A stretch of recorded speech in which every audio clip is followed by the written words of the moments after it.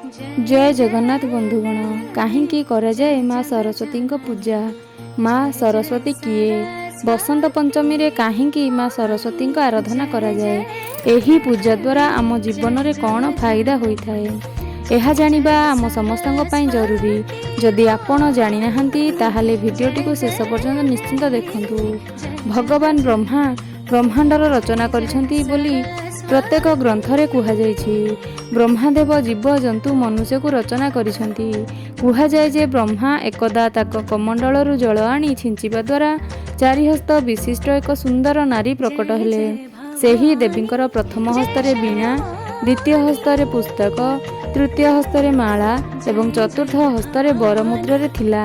प्रकट हेबा मात्रे देवी निजर वीणा स्वर ब्रह्मा को मुग्ध करि देइथिले। जेउ स्वर शुभिबा मात्रे संसार रे मधुरता आसीगला।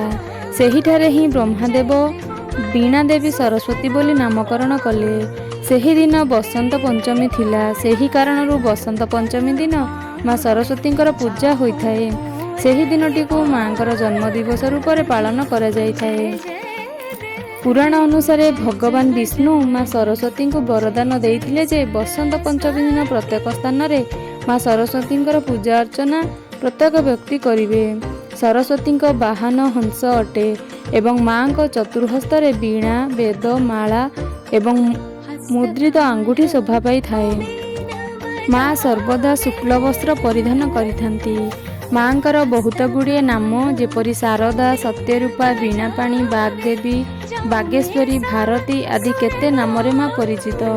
बसंत पंचमी दिन शुक्ल वस्त्र परिधान करी माँकर पूजा अर्चना करने द्वारा अनेक शुभफल मिलता है बोली विश्वास रही। माँ ज्ञानर भंडार, तेणु प्रत्येक व्यक्ति विशेष माँ को पूजा अर्चना करने द्वारा माँ ज्ञान प्रदान करिथांती।